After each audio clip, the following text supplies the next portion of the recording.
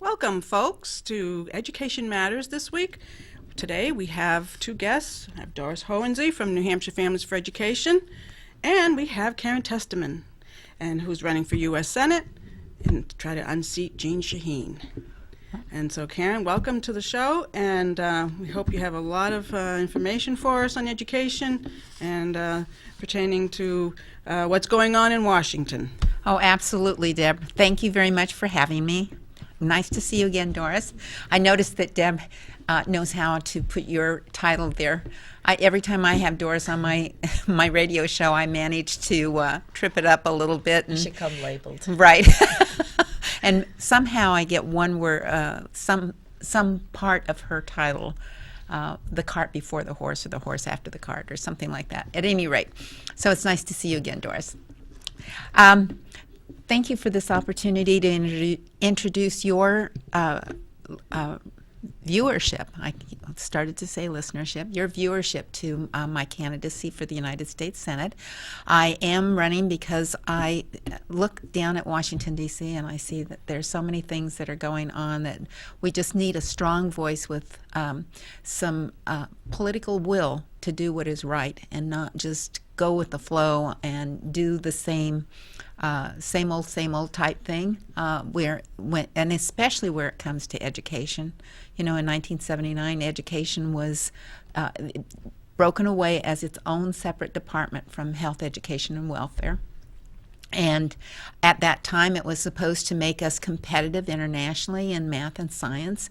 And right now, we've done nothing but fall down the scale, and it's abysmal where the United States is now in math and science competitively, and even in writing at this point. So I heard a statistic the other day, and it was phenomenal, the number of jobs, high-tech jobs, that are available for employment in this country, and yet we don't have students who are capable of filling those jobs. And so we definitely have a problem, and it's obviously not being solved from the top-down federal centralization of power.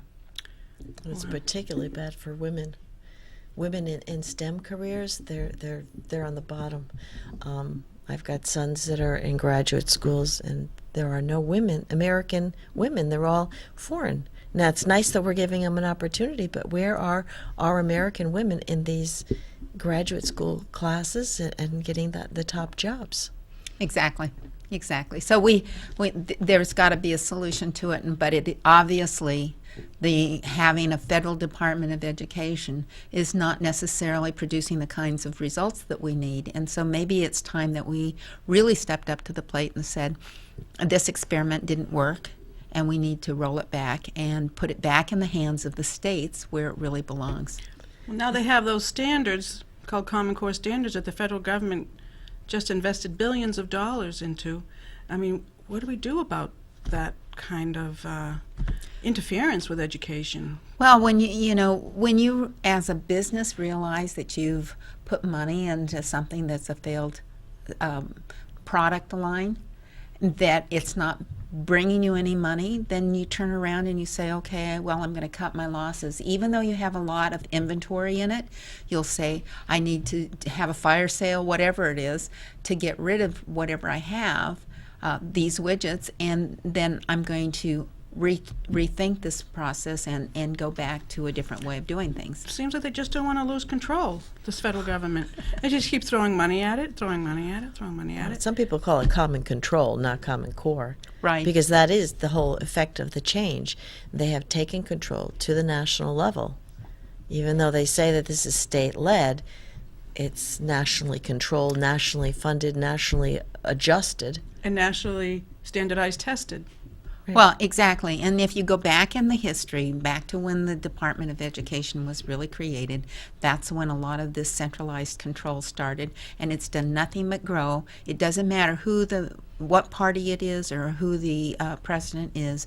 It's except for Ronald Reagan, it's continued to grow and grow and grow and it takes on a different name. You know, when I moved to New Hampshire and first started getting involved, it was Goals 2000.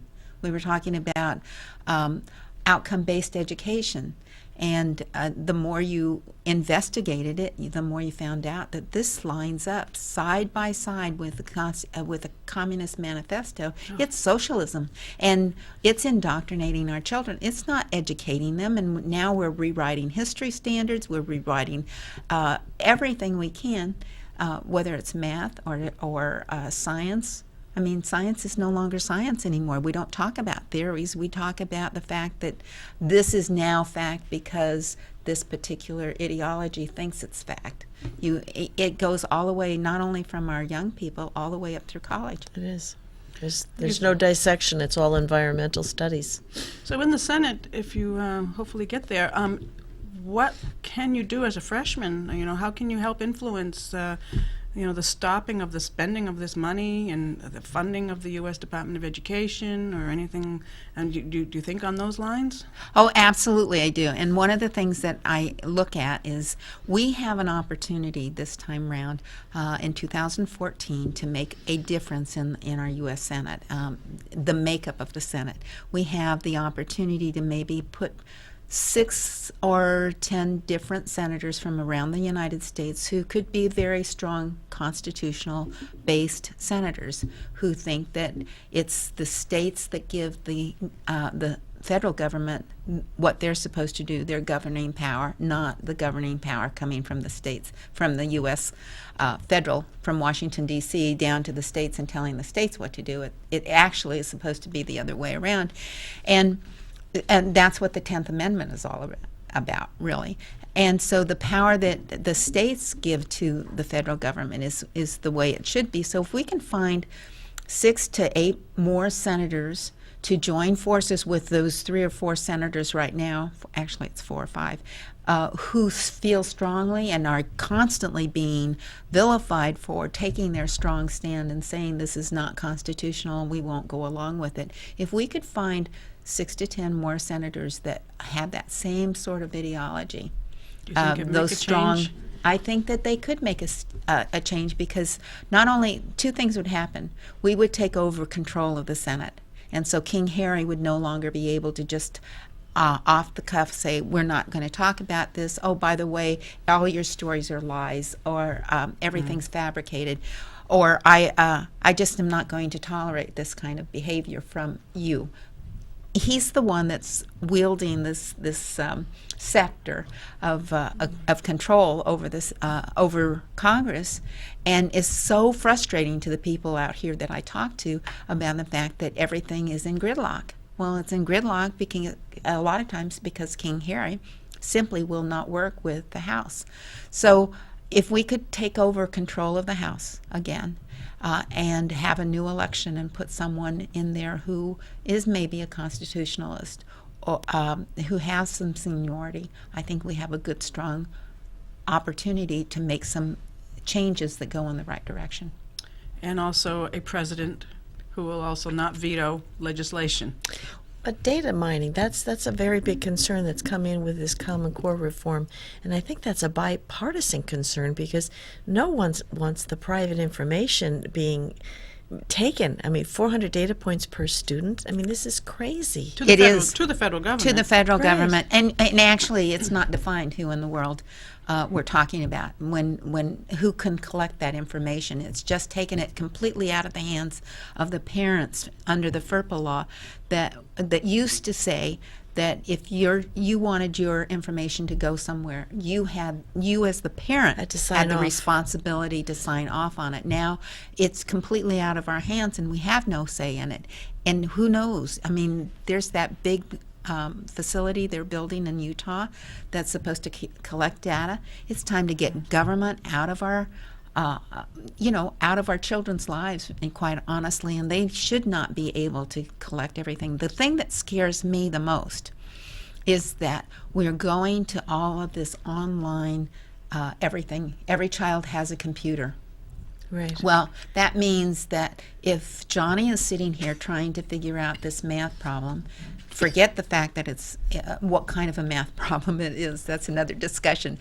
But if Johnny's trying to figure out this math problem and he tries 3 different times to get to the score or to the answer, to finally figure out if he's using the proper methodology to get there, that's all recorded on his computer. Right, his successes and It's failures. not like I can sit here. When I was in school, we used to take a piece of paper and rule it off, and we didn't have workbooks. We had I guess maybe I'm telling how old I Paper, really am, yeah. but it was paper and pencil. And you sat down, you could erase it, and it didn't matter how many times you erased it, except that you would eventually go through the paper. But Well, they're tracking how fast your responses are, for right and wrong, not Right. just on math. But the other concern is Texas just rejected C-Scope, which was a precursor to Common Core. And one of their big concerns was when they have an online textbook, there's not the same review process they had for the physical ones. They had to go through a lot of different reviews before they were allowed, and parents could review them. Now it's all online, and it was all nebulous. So when parents complained, something would be removed from the online textbook for a month, then it would turn back up again. So there was no control. So this tendency to go online takes everyone out of the loop. oh, certainly it does. It centralizes everything into the And it's computer, deliberate. it's right, and it's somebody, some person in the sky, some person in another state, maybe in another Unannounced, region. unknown person that Exactly. you can't have any accountability. You can't unelect. Yeah, that's the problem. Well, this is the whole problem with Common Core in the first place, is Right. that it was instituted in all of the states during a time when legislatures were not in session, and so it was basically accepted and promoted by unelected people. Right. And that's totally wrong. And taken on faith with a lot of presumptuous language. Oh, it's going to be rigorous. Oh, it's going to make you college and career ready. It's just so presumptuously biased because Well- the language says that it is the best without any evidence. Additionally, put forth by two organizations that are private organizations with names that sound very official, government type But names, no, but right? no But state no- authorized them to Well, do it exactly. on our They're- behalf. Even No, if no. The whole problem is that it's all this private Privately creation, funded, yes. privately funded, privately created, and so forth, and they're putting it forth as if it's an official type thing. It's like the Federal Reserve. The Federal Reserve is really a private organization. It's not an official government bank. And there's bipartisan opposition to this privatization of our schools. And there should be. Like Pearson just had a lawsuit where they were unsuccessful because they were lavishly whining and dining education officials in order to get their curriculum and their texts into the schools. Well, they were slapped down. And it all but comes not down to enough. follow the money. You know, Yes. when you find out where the money's coming from, you find out the ideology that's behind it.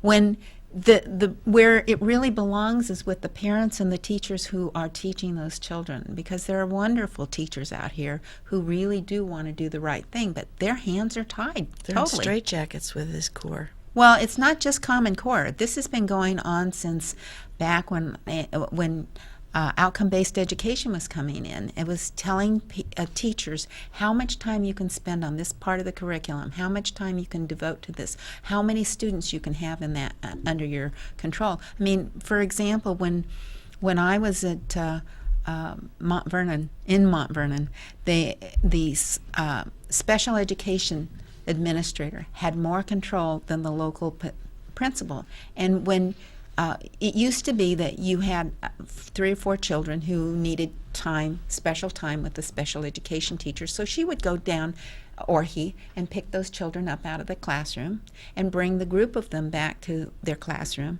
and work with each one of them and oversee 4 different students. Oh no, under the new rules and regulations, it has to be private time specifically with that one student. So that means that now the teacher has to make 4 different trips to and from the classroom to get 4 different students, to give them a little bit of time. And the amount of time that she is now able to spend with each one of those students, or he, is greatly reduced. The same thing is happening in our health care with Obamacare. It's reducing the amount of time that the doctors have to spend with each one of their patients.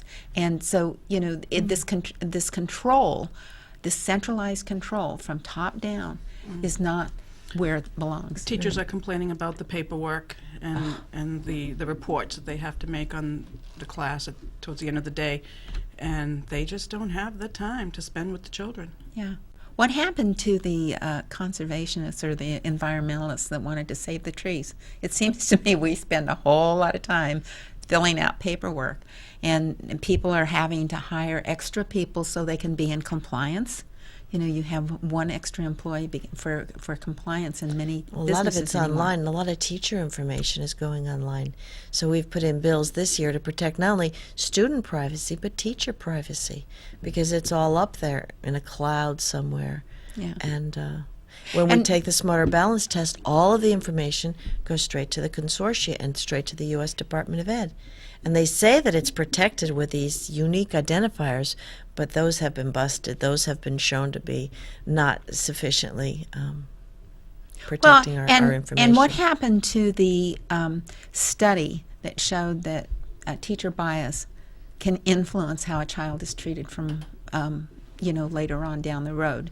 So if you have anonymous information coming in about this child, you don't know where it's coming from necessarily because it is online. It could be, as you say, hacked into. And little Johnny, who is an innocent little boy but happens to not get along with somebody, and that particular person who has access to the online information comes in and puts down stuff. It's very subjective that way. Makes it highly subjective. And Johnny loses out in the long run. I did happen to read an article yesterday about 500 teachers in Tulsa, Oklahoma that were fired and replaced with AmeriCorps teachers. AmeriCorps, that's a federally funded program. Right. And these teachers are non-licensed Right, or Teaching for America. certain. This without is credentials. 5 weeks of training. They're facilitators. And they're replacing our licensed teachers in our states willy-nilly. You know, okay, I don't know how Tulsa, Oklahoma, this needs to be investigated, and teachers need to be extremely Concerned and aware, concerned right. that their jobs are definitely on the line. If they think they're going to maintain this career, through retirement or to retirement, there's no guarantee. That's why they're afraid to speak out. There's no guarantee. Other than in New York, where Well, they're speaking their out unions loudly. had better If you speak stop out. and think about it, the education program, our Department of Education at the national level is really not about educating our children. This It's is about scary. keeping the unions happy. It's about keeping. It's about. Well, this program is almost NEA. union busting, but we had a teacher. Why would the teachers want to keep supporting a union that wants Sometimes they don't want to, but they are really bullied into. Oh, I'm sorry. Is that the word we're supposed to use? Bully. But teachers aren't allowed to speak negatively on any school policies. So who's So- being bullied?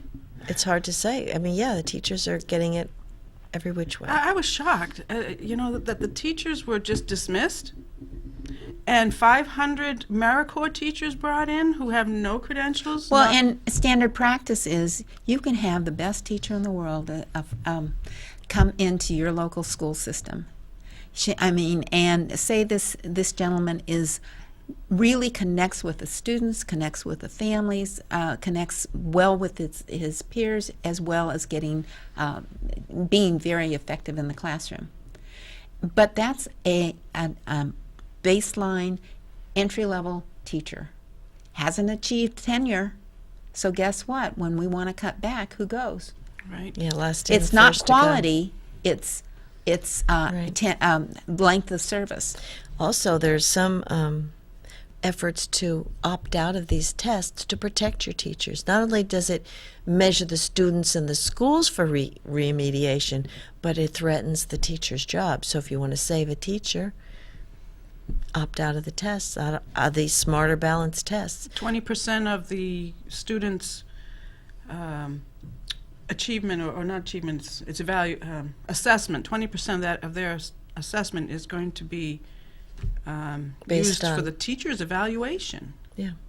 You know, whatever happened to the standardized tests that used to be taken, the Iowa Basics or The academic the tests? academic tests. These are assessments. I Very know. different. They're Well, assessments have been in since outcome-based education. That was one of the programs that was being pushed then, and they were assessments that were being written by a company over in Dover, and now we have that. That's the language that we use. It's assessment. You know, there are so many things that were introduced in outcome-based education that became Goals 2000 and Race to the Top and you know, all of these No Child Left Behind were just nothing more than a renaming of the same program to take it next step further. right. And parents have lost control. So is it any wonder that supposedly parents aren't interested? Parents are very interested in their children, and they are the best advocates, and they need They just to be don't know where and how to be effective is the well, problem. the most effective way now is to homeschool your children, because then But that doesn't solve the problem. It just pulls you temporarily out of well, the problem. it solves the problem to one of the very basics problems, I think, because most people homeschool the elementary school years. That's when you're giving your children phonics, algorithmic mathematics. You're teaching them math or science experiments. You're encouraging them to read a lot. That's when they're getting those tools that help them unlock the world, and they're curious and they're excited about learning and they want to learn.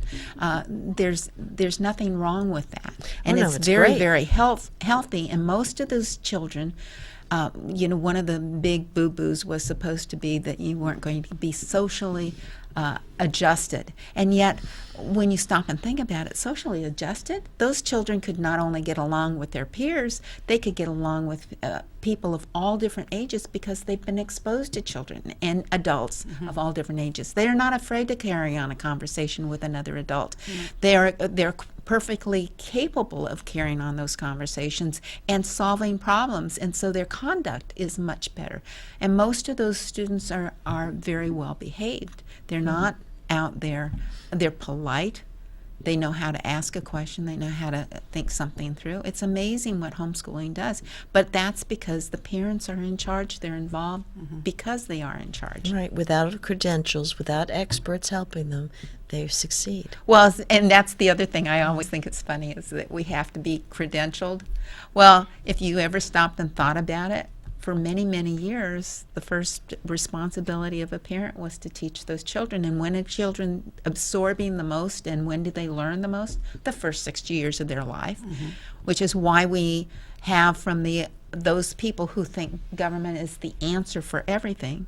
That's why they wanted to institute kindergarten. Now they want all-day kindergarten. Preschool. Now they want preschool, because the further they can encroach into the family, the more control they have over the child, and they can now control where they go and how they're educated. Right. We've got a battle on our hands, Right. and we have to fight for it, and we have to be willing to fight for it. Right.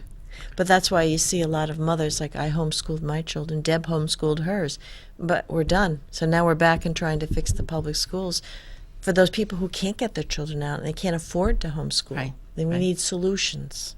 Yes, they do need solutions. They need encouragement. They need to be told that they are the best advocate for their child, Right. and not to be afraid to go down there. And when the administration tells you you're the first parent that's ever come in here with this problem, don't Believe take it. that. Don't Don't believe believe it at all. And don't be intimidated by the administration. If you feel something's not right for your child, just say no Yeah.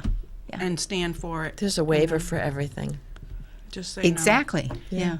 And don't be threatened to believe that they're going to report you to DCYF, because that's the major threat right now that they're using. If you opt out of their If tests. you opt out, and if you're... But there's going to be hundreds and thousands of them across this country. But realize too that when something like that comes up, there are attorneys around the country who are donating their time for exactly these kinds of situations where they're stepping into the fray to say, we want to fight for you so that your constitutional rights are not violated, and we will stand for you, we'll help you, and if you've got a legitimate situation, many times all it takes is that attorney writing a letter to the school system and saying you are violating these parents or these families' rights, and they back right down. So many times it doesn't even include a lawsuit, so don't be afraid that it might. Right. Sometimes you can just do a couple moms together and forget the lawyer, and you can succeed. That's true too. Yeah. Parents need to get connected. They need to go on Facebook.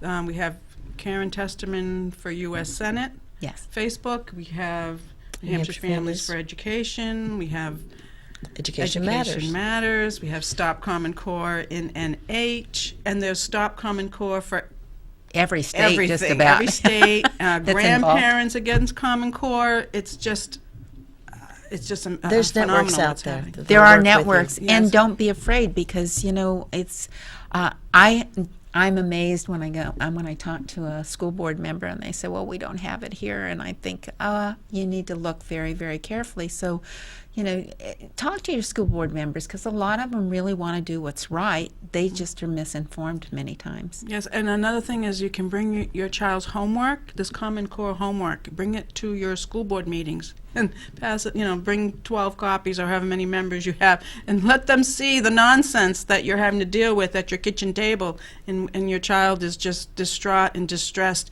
There's no need of that. Right. There is no need of that whatsoever, and we're definitely going down the wrong road, and need to pull this train back to the station. Oh, exactly. And government is not the solution. It's individual parents and teachers who are really interested in doing the right thing that is really the solution. So we need to rein it in, and don't be intimidated by the fact that, oh, well, if you don't take that money, it's going to go somewhere else. Well, stop and really analyze, where did that money come from in the first They're place? selling our children's future for money. That's got to stop. Because Because these exactly. programs aren't effective. So you've got to stop taking the money and do something effective. Well, and where does the money come from in the first place? Our back pockets. Yep. Whether it comes from the federal government or whether it comes from the state, it's our money, and I know that, Karen, you will go to Washington and you will be the advocate for Parents. and for families and for individuals who just want their tax money to be spent more wisely. Exactly. Well, I operate on the philosophy that, when you have a whole dollar, 100 pennies, and you can control where every one of those goes, that's total freedom, right? And yes, we need to put a few of those pennies towards running our government, making sure that we have a strong national defense, that we have jobs in the economy, that we have a very fair playing field for our commerce, that we have infrastructure, roads to get things back and forth, and that we're able to get from place to place. But beyond that, government's not supposed to do a whole lot more. Everything else should be in the state's hands. And so that would then enable if we only took 15 or 20 of those pennies, that leaves you with 80 pennies of your own that you can spend where you think is more important. That's right. really where we need to go. That's right. So we appreciate all that you're doing in regards to our rights and our Constitution and preserving all of that. And I think we're going to be wrapping it up here. Yeah. So if you'd like to say anything more about your campaign. Oh, sure. Well, I need lots of help. I need help getting my name out there. So if anybody wants to host a little coffee in your home, or if you know of an organization where you're a member and they allow political speakers to come in, I'd be happy to speak. The best way to get in touch with me is through testermanforsenate.com. And if you want to join our team, then you can also sign up at testermanforsenate.com. There's a volunteer place. If you want to make a financial contribution to help me get the message out, that's always very, very welcome. And I really appreciate the opportunity to come on Education Matters, because Absolutely. It really does. And we appreciate all that you've been doing and helping us to get this word out. And so I think, Doris, I think we're done. I think it's a wrap. I think it's a wrap. And we'll continue this conversation next week on Education Matters. We thank everyone for tuning in. Take care.